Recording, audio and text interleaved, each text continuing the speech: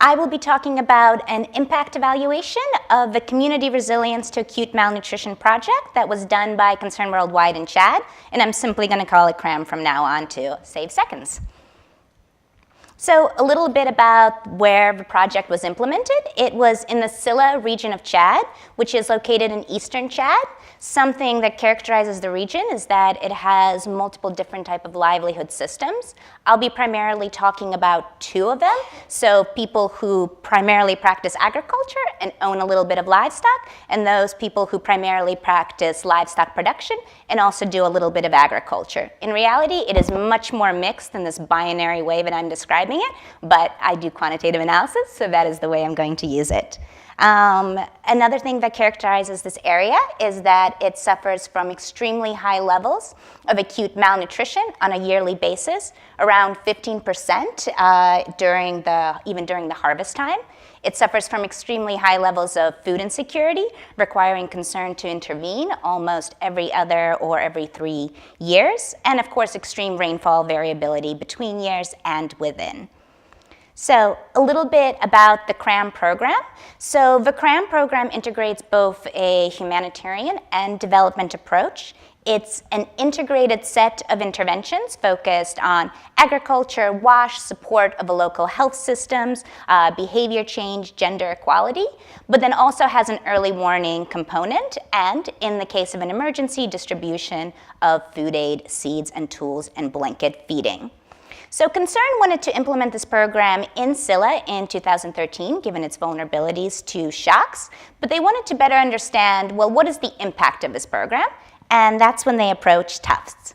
So what we did is we designed a mixed methods approach, and the quantitative component was a randomized control trial. So we took 70 of the villages where Concern worked, randomly assigned it to receive this full bundle of activities. About 35 villages received the full bundle and 35 were control. In the case of an emergency, of course, all the villages received support irrespective of their designation. And then what we ended up doing is following approximately 1,400 households from the baseline through the end line, so from 2012 through 2015. And just to note, the data was collected in November, December, which is right about the harvest time. We also had a qualitative component where we did some focus groups and key informant interviews about once a year. So very simply put, by the end line, we saw a significant impact, not just on acute malnutrition, but also on chronic malnutrition. In the treatment villages, we're significantly less likely to be wasted than children living in the control villages, where there was no difference at the baseline and midline. We also saw a significant difference in their weight for height Z-scores. When it came to stunting, the same story. We found that children in the treatment villages were significantly less likely to be stunted than children in the control villages, while there was no such difference at the baseline and midline. And we saw a difference in their height for age Z-scores, a significant difference as well. And just to help us further triangulate these findings, we saw that children living in the treatment villages were significantly less likely to have been reported ill in the past 2 weeks, while there was no difference at the baseline and midline. So basically taking all of these 5 variables, we can say, yes, CRAM had an impact on nutrition in these communities, but only after 3 years of programming. So the way that the experiment was set up was to be able to test whether this full bundle of activities had an impact on nutrition. But we had this really rich data set following the same households over the course of these 4 years. And so we wanted to take advantage of that data set in order to try to at least better understand, well, what were some of the associations with improved nutritional status? What is probably leading to this improvement? We can't really assume causality, but we can look at associations to help drive hypotheses.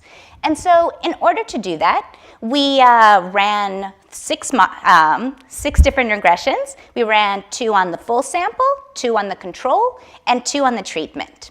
And so I mentioned to you, we followed the same households over the course of entire data collection, but we didn't follow the same children because of the duration of the study. So we had to be a little bit tricky with our outcome indicator. So what we used was the weight for height Z-score of a child with a worst weight for height z-score in the household. So basically, this regression looks at the child that theoretically is the most vulnerable in the household as the outcome indicator. And so I'm going to tell a little bit about what the models show as I go through this, because I think that'll be simpler. So the most important finding here is that even when controlling for child-level characteristics, household-level characteristics, community-level characteristics, and even components of the intervention itself, we found that the intervention had a significant impact on this nutritional status of a child. And the two models tell us slightly two different things. The first one, the random effects, tells us that on average, children in the treatment villages had better nutritional status than those in the control. But what the fixed effects model tells us is a bit more powerful. It basically tells us that going from not having the intervention at baseline and then going to receiving the intervention improved the nutritional status of a household level. So it's not just comparing averages of one community versus the other, it's comparing the same household over time. So it's showing an actual improvement on the household level. I can't say child level because we're following the same household, but it is showing this improvement on the household level. So that was really good for us to confirm this using being able to control for these other variables. But there's some other really striking and interesting findings coming out of this data. So I want to draw your attention to the role of water access. So out of all of the variables that we looked at, water access, access to potable water, had the biggest impact. And what we see from the full sample is this distinction where children living in villages that had a borehole, on average, had significantly better nutritional status. And the construction of a borehole was an integral part of the WASH aspect of the CRAM program. But what's more powerful is if you look at the results in the treatment group alone. So what it shows you, particularly the fixed effects part, is that moving from not having a borehole at the baseline to receiving a borehole improved the weight for height, the standard deviation, by 1/3. That's a huge impact to see even in the course of 3 years. And it's specifically on this household level, meaning controlling for innate household level characteristics. But what's more interesting, not more, but what is also interesting is that in the control villages, you don't find the same relationship. Despite the fact that about 50% of the control villages did have a borehole at the time of a data collection from previous interventions. And so what we think that this is telling us is that just having a borehole on its own isn't enough. So Concern did a water analysis tracking the amount of fecal matter from the source water, so that being the borehole, to the transport container, to the storage container on the household level. And what they found was almost a 500 times fold increase in the amount of fecal matter from the borehole to the storage container. Borehole, perfectly clean, drinkable, fantastic. Storage container, you might as well be drinking from the seasonal river. And so what this tells us, it's not enough to just put in this borehole. It's about all of the things around hygiene practices, around keeping the water chain clean. And again, this is just a hypothesis because we're really just looking at associations. But that's what we think is telling us by looking at this lack of a relationship between borehole access in the control villages and nutritional status. The other thing that jumped out at us and was extremely interesting was this negative relationship with village cattle ownership. So that means the number of cattle owned by the village collectively. So we know that there's a lot of positive associations when it comes to livestock and nutritional status. There's access to milk, there's the proxy for wealth, there's access to protein-based food, to meat. But what this is showing us, and this is consistent across the different time periods and the different types of analysis, the more cattle on the village level, the more cattle the village owned collectively, the worse the nutritional status of a child. And as expected, if you look at the individual level cattle and overall livestock ownership, it does have a positive association. So it's comparing the individual ownership, which is positive because of all the things it might represent or proxy for, versus the village level, which is quite negative. And then the final thing that stuck out for us is this positive association of coming from a damre. And the way that we define damre, or what it means here, is these communities that were pastoralists and then lost the majority of their herds in the mid-1980s, settling in the Silla region. So they're still primarily and owning lots of livestock and doing livestock production, but they also do a little bit of agriculture. And while they don't do the type of long-term migration you might associate with pastoralists, they do still do short-term migration of their animals in the area.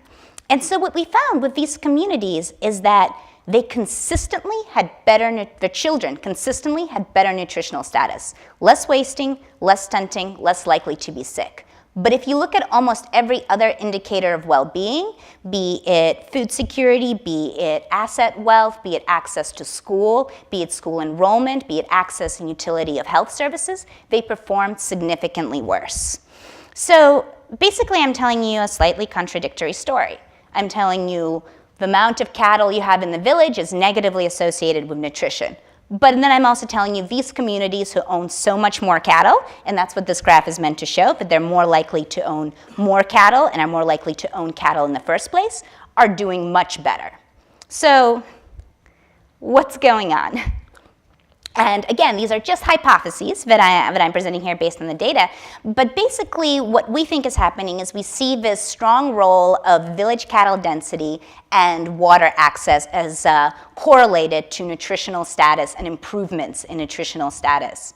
And so recently, there's been a lot more research about the role of a specific protozoa, pathogen, called Cryptosporidium parvum, which is found in the fecal matter of cattle, transmitted through a water source, and has been shown to cause environmental enteropathy. So meaning it actually causes malnutrition if you consume this pathogen at an early enough age, not just exacerbates it.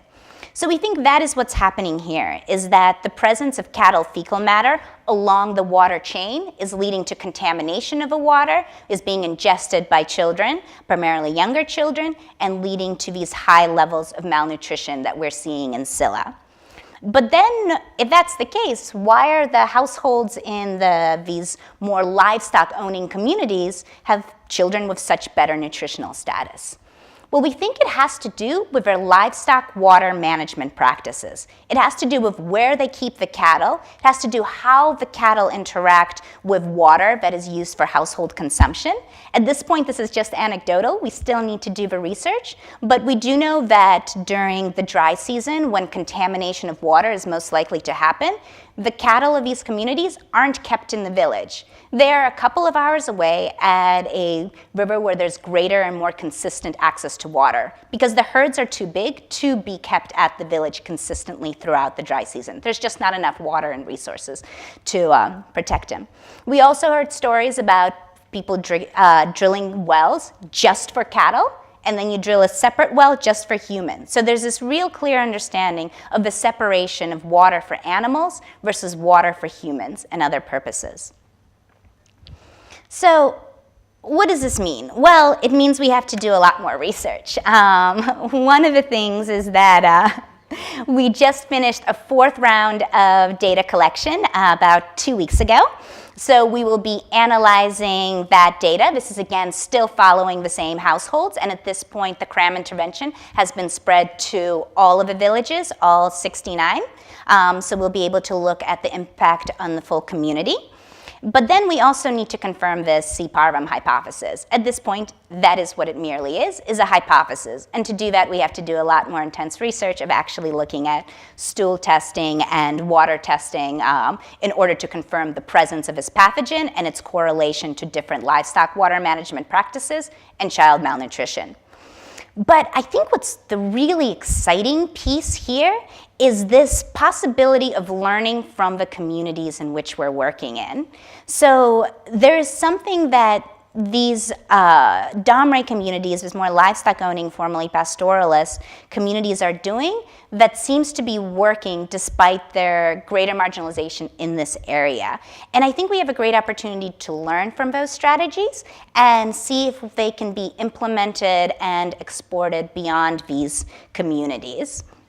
And of course, then we have to check if that's the case. Does this actually work, and what is the impact on nutrition?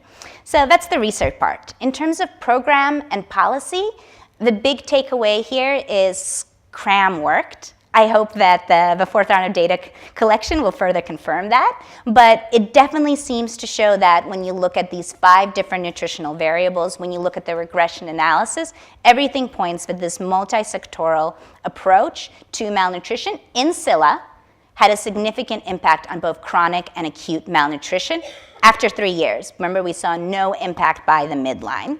So I think that's very important. And just to note that when you take away in the regression analysis, if you take out the other variables, what you see is that just the intervention had an impact of increasing the weight to height z-score by about 1/4 of a standard deviation. So if you compare it against other studies, that's actually a pretty large impact considering there's no actual food distribution that was part of this intervention. It was just a combination of nutrition sensitive and specific interventions. But then, as I mentioned again, there is this possibility of identifying these existing strategies that are ideally more contextually appropriate and sustainable for preventing wasting that hopefully will increase the impact of the existing programs that we already have and will have greater adaptability in the context in which we work. Thank you very much.